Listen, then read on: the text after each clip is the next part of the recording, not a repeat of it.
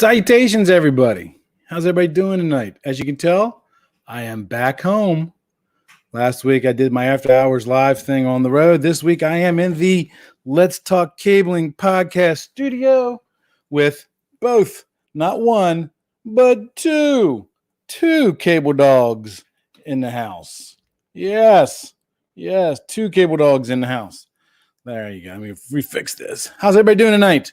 Interesting couple weeks. I taught a class in New Jersey, a class in Gaithersburg last week, and then this week I went over to Cape Canaveral and taught a class. That was interesting. And I taught a class virtually yesterday. So it's been an interesting week for me. How about you guys? What interesting did you do this week? George, I already know what you did this week, so you don't have to tell me what you did because I already know what you did. But we always start off every after hours live show with what are you drinking? What are you drinking? So, as usual, I've got Zevia soda, root beer, water mix. So, what are you drinking? Put in the chat box what is it you're drinking? Let's see what everybody's drinking tonight. See if anybody's it helps you put on the comments. So there we go. Make sure you put your questions there. Guess nobody's drinking anything tonight. George, you should be drinking because you had your thing today. So make sure you're drinking. Yeah. What? Shotzi is drinking water? What? Hey, baby, I think an alien invaded Shotzi's body. He's not drinking Dr. Pepper from a 2-liter soda bottle again. I think an alien took over his body. Yeah. This week, we did a podcast on defining and testing MPTLs. Let me know in the chat box if you listened to that show, and if you did, what did you think of it? It was supposed to go out on Monday, but because of my travel week last week and then travel this week and teaching this week, it didn't get published till Wednesday. But I did get it out. I did get it out there. Think about maybe doing more on that kind of subject matter. It just kind of depends on what the audience thinks and how the audience actually takes to the thing. One more thing I want to talk about is I have a limited supply of Let's Talk Cabling podcast stickers. Yeah, Let's Talk podcast stickers. Now, all the Patreon members are automatically going to get one. So you're going to get one, my Patreon members in the room. For the rest of you guys, you need to shoot me a message via email or something. Say, Chuck, I want one. There is a limited quantity. There are not a whole bunch of them. I'm just doing a test run to see how it is. So let me know if you want one. So Patreon members, if I don't have your physical street address to mail it to you, make sure you email it to me so that way I do have it. Now, we also start off every show as well with the acronym challenge. The acronym challenge. So our acronym for today is near-end crosstalk. Oh, gave you the answer right out of the gate. Dang it. I hate when that happens. Next. What is next? Right. And of course, whenever I do my my acronym challenges, I got to do my public service announcement. Help control the acronym population. Have your acronym spayed or neutered. We have enough in our industry. We don't need any more. So what is NEXT? Somebody in the chat box, please tell me. What is NEXT? Where would you find this acronym? What is this acronym? If you think you know, let me know. That way we can share it with everybody. Now, I'll give you a hint. It has something to do with testing.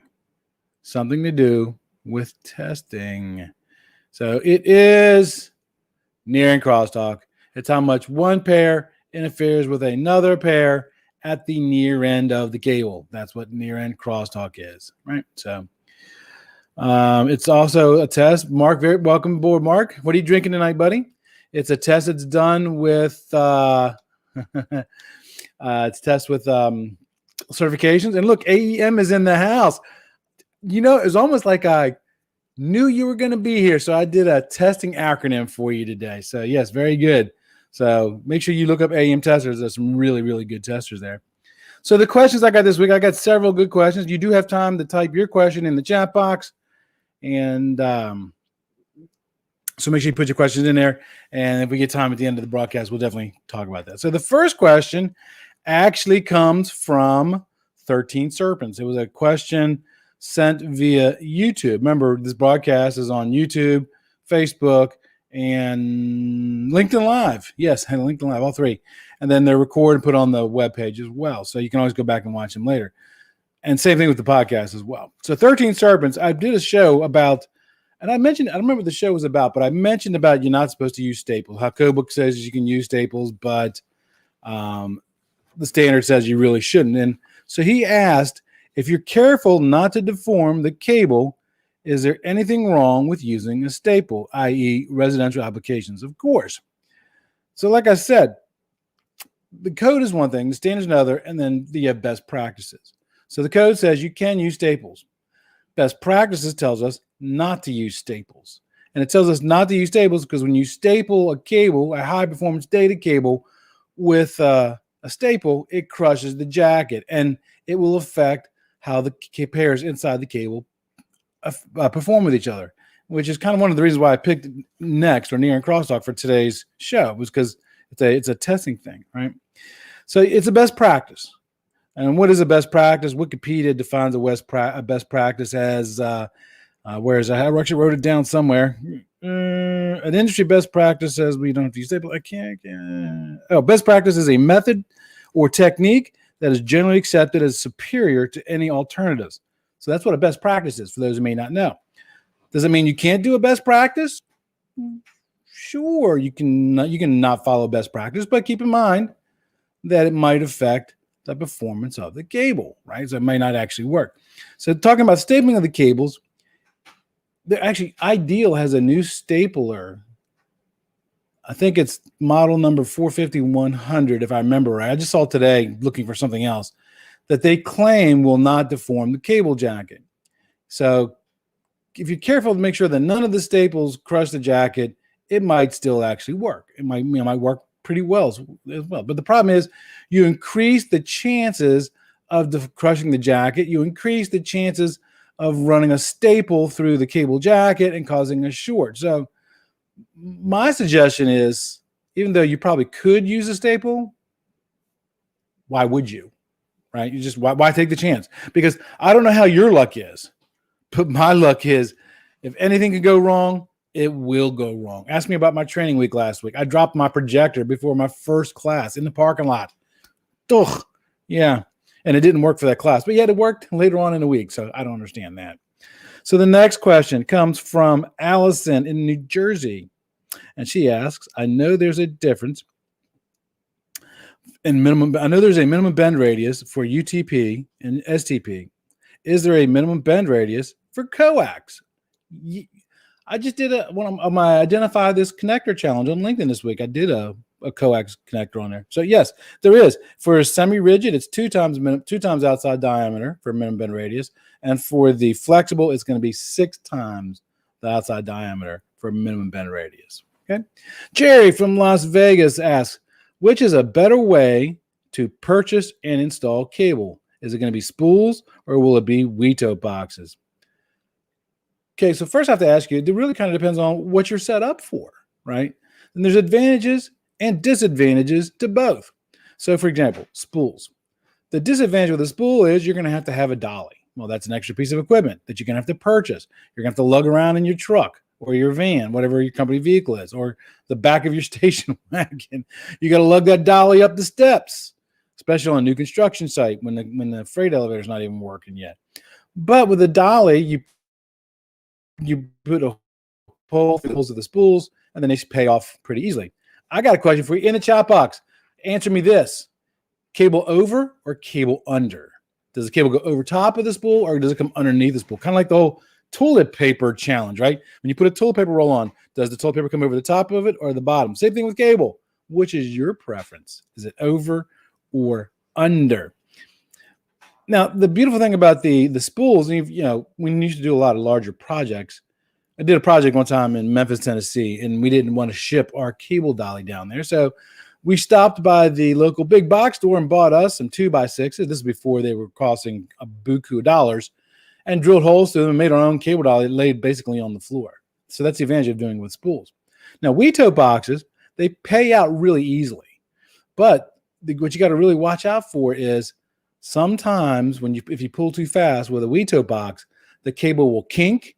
That kink will catch that plastic tube, and the next you know, that box starts going. And as AEM who's in the room, they'll tell you when you go to test that cable, you can have up to half a dB loss on that cable for the rest of its life. So that can cause you some problems there. But if you're doing WeTo boxes, you don't have to lug around a big old heavy cable dolly up the ladders and stuff. And then another advantage to the WeTo boxes is you can actually set up more cables. I've seen them stacked, 3, 4 high, and I've seen people pull 20, 24 cables at a time with WeTo boxes. But you got to be careful. You don't want to pull them too fast, right?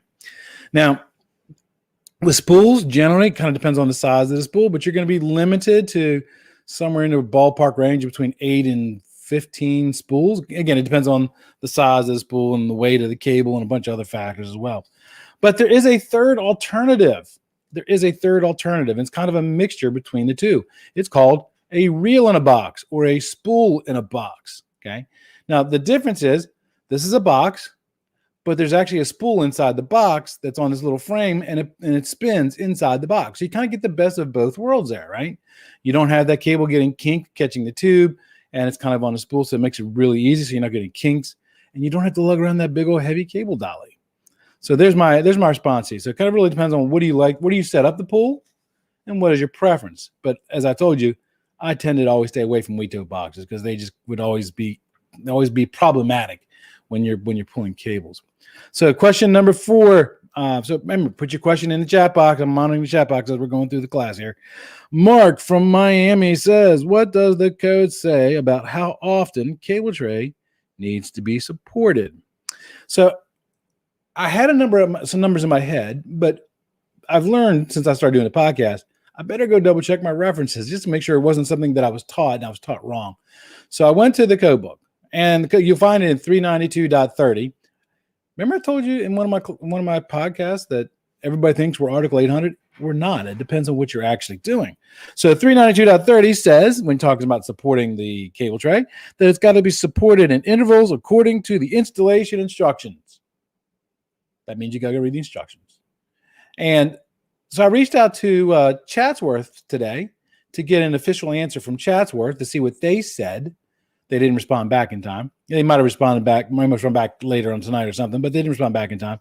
So then I went to my trusty old resource, the Telecom Distributions Methods Manual, the TDMMM, because like I told you, we're running that study group tonight, or this week. We're running our study group this year, and we're on week 18, I think. I'm Shotzi, I'm doing my reading. I am doing my reading. So what does the TDMM say about cable trays and stuff, right? So it says that you should have no more than 5 feet between any two supports, and no more than 2 feet on each end of a splice. Now, generally, a cable tray is about 8 feet in length. That means at least 3 supports for every section of cable tray. You can get longer ones, but for the most part, they're going to be 8 feet in length, right? So you can have one within 2 inches, 2 feet of each side, and then one somewhere in the middle, and they'll be within what the TDMM actually recommends, right? But, there are other ways to support cable tray, right? You can do cantilever, you can do trapeze mounts. You can also do what's called an individual support rods. My preference was always to use the suspended ceiling. So you did trapeze style. So you took 2 beam clamps and you attached them to the red iron, and then you put a piece of unistrut, you made like a trapeze, and the cable tray would sit in that trapeze. That was always my favorite. There's another one where you take a piece of all thread, you come down through the center of a cable tray, and then you attach to a bracket underneath it. If you're doing that kind of a system, pro tip number 1 for the night, put something around that all thread, because when you're pulling cable through the tray, it's going to be rubbing up against the sharp edges, the threads of that all thread. So, and then cantilever, make sure pro tip number 2 for the cantilevers, cantilevers is a triangle shaped brackets when you're mounting cable ladder rack to a wall. Make sure you're attaching to plywood, and make sure you're using good, strong lag bolts, okay? You don't want to use drywall screws. I've literally seen cantilevers pulled out of a wall because somebody used drywall screws. So that's something you definitely don't want to do. Question number 5. Check the chat box. Nobody has asked any questions yet. Question number 5. This is from Stanley in Phoenix, Arizona. Stanley says, Chuck, thank you for doing this podcast. It has helped me become a better technician. Well, why, thank you, Stanley. I appreciate that. He says, my question is this. We have a school district that wants to have an individual run of number 6 bonding wire from each section of the cable tray going back to the bus bar. That seems kind of excessive. What are your thoughts? For me, the best way I think would do it is just run a single bonding conductor through the entire cable tray and then attach that bonding wire to the tray. And if the tray is metallically continuous, and they do make special couplers for that, then you're good to go. If you run an individual number 6 from each section of ladder rack back to the bus bar, number 1, you're going to go through a whole heck of a lot of number 6. You're going to go through a whole heck of a lot of connectors. And number 6 and connectors for number 6 are not cheap, and neither is the labor to install them. So, my president. In fact, the TDM tells us, it says, and I'm going to read it here. It says, it states that individual runs to each cable tray should be avoided to prevent varying lengths of bonding conductors from becoming a source of voltage and amperage due to the impedance differences. That's actually right out of the TDM. So the TDM says it's the best practice. It says should, doesn't say shall. Remember, what's that word should mean to us, right? Should is a recommendation. It's not a hard requirement. Question number 6 for the night. This is from Marta in Boise. She says, I have my Bixie technician certification, and I've always taken safety pretty seriously. What would be a good pathway to becoming a safety manager? Well, congrats on you for being very safety aware, because there's a lot of people in our industry that they safety takes a backseat. I remember I saw a meme once. I guess it was about a year ago, and it wasn't related to communications. There was a 4-story townhouse somewhere, and this guy had taken two ladders and tie wrapped them together so he can reach up to the upper levels of the townhouse. And of course, they were asking about, well, do you think this is safe? My answer was no. And I also said in my comment that if the company didn't have the right equipment, I wouldn't do the job. And several people come back and say, well, you don't know this person's story. Maybe he has to feed his family. Okay, who's going to feed his family if he falls off the ladder because the tie wraps break and he has a life-threatening injury or he dies, right? So you got to choose your battles there. So kudos to you for being safety. If your company has a safety program, put it in the chat box. Say, Chuck, we have a safety program. I'm just kind of curious as to who has safety programs, right? So my first thing I would say to do is to ask you is, does your company currently have a safety manager? Okay. If they do, then is that safety manager close to retirement, or is it going to be quitting? Patty's in the house. Hello, Patty. Did you get the link this time? Yes, my 2 dogs are in the very back. They're on the couch. My cable dogs here. So cable, broadband, and telecommunications in the house, and they said they have a safety program. So very cool. I love companies that take safety so serious. They have a program specifically for that. So getting back to Marta's question, but it sounded to me like the way that she worded the question that maybe they don't have a safety manager.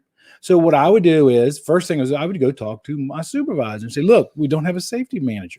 I want to become a safety manager. What can I do?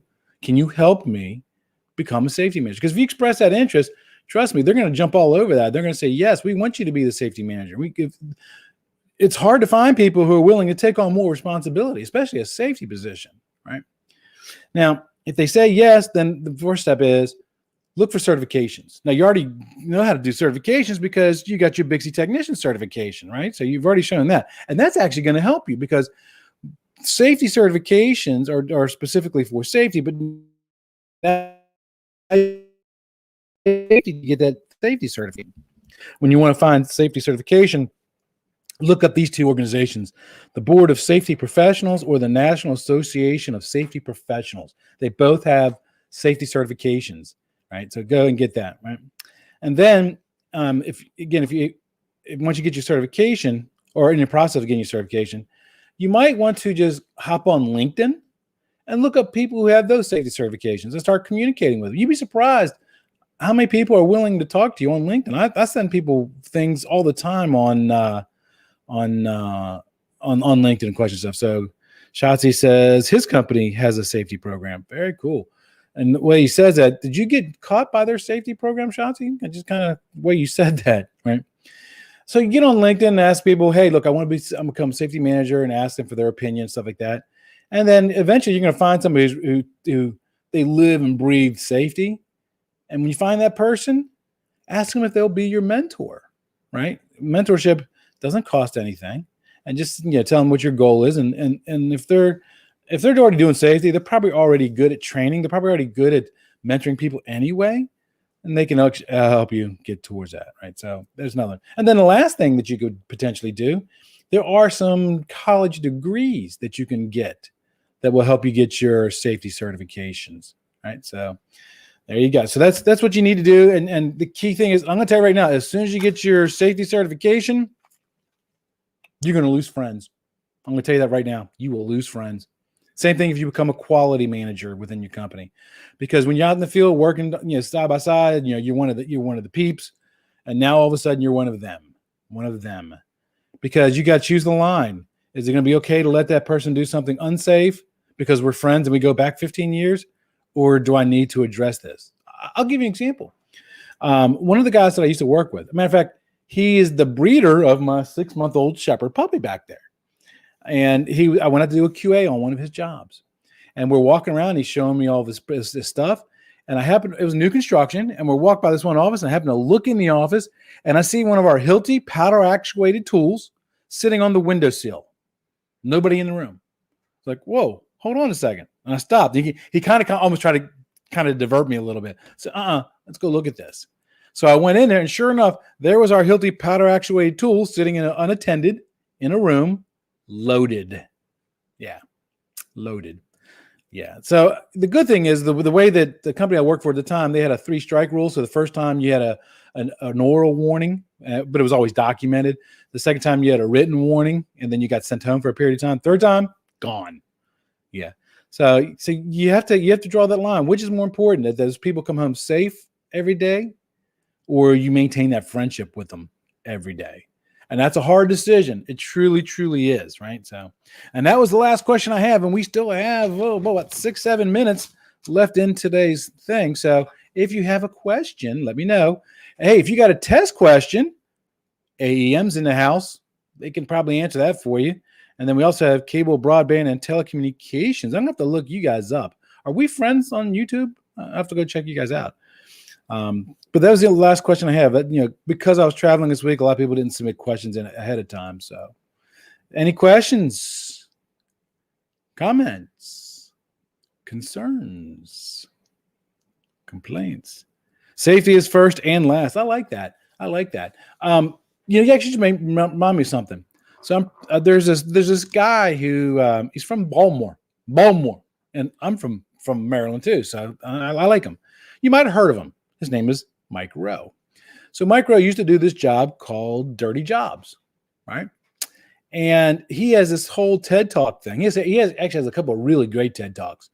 One's about safety, and he talks about safety, and I kind of agree with him. Safety should be so well ingrained that it's not step 1, it's step 0. It's ingrained so much that it's second nature. You just automatically do it. You don't have to be, I got to do that safety thing, right? I saw a meme the other day of somebody on a job site somewhere, and they didn't have their safety glasses on. They saw the safety managers come outside, and they immediately put their safety glasses on. Do you want to go home blind or lose an eye? I mean, I've had metal shavings fall in my eye before. I've had cuts and stuff. I've learned through the hard way, and have come to appreciate safety. Going back to Marta's question. So the company I used to work for in Northern Virginia, for the guy who breeds German Shepherds and I got his puppy from, the way that I became the safety manager for that company was on my after hours. I actually became a volunteer firefighter, and I actually had gained my firefighter certification and my EMT certification and my safe driving certification, and a bunch of other certifications as well. And when they saw me doing all the safety stuff on the side, they realized, and they were comfortable that I wasn't leaving because they thought I was going to leave to go to the fire department. I wasn't. They made me the safety manager. So, like I said, that's why I know being a safety manager can sometimes be the loneliest position of all of them. So, okay, we are at 6:25. Oh, hold on. Let's see what cable, broadband, and telecommunications says. He says, Old school bell system quote, no job is so important, no service is so urgent that we cannot take time to perform our jobs safely. Oh, I like that. I might have to steal that one. That's a good one. Because like I said, there's a lot of people who think, well, the job's got to get done, and they kind of put safety in the background, and then until somebody gets hurt, and then, it's a shame. It really, really is a shame. My uncle, he didn't work in communications, but he worked for a company in the DC area that sold, rented, and serviced ladders and scaffolds, which is equipment that we use. He worked in the warehouse, and he was standing on top of some scaffolding that had just come in. He was doing inventory or something. I don't know what he did. And he fell off the scaffolding and died. He hit his head on the concrete in the warehouse, and he died. Again, as he said, there's nothing so important that they can't wait to be done safely. He should have been tied off and stuff like that. So I didn't see any other questions come in. We had a lot of people in the room today. I appreciate everybody stopping by. Let me see. So nobody had any questions for AEM. Okay. And Patty, I'm glad Patty made it today. So until next week, everybody, be safe. Remember, if you want a Let's Talk Cabling sticker, shoot me an email. Okay. And we'll communicate. I got a limited number of these. They work really well on your cups. They work really well on your whiteboard. They work really well on your hard hats. So make sure you send me I only have a limited quantity. So once they're gone, they're gone. Till next time, everybody, be safe.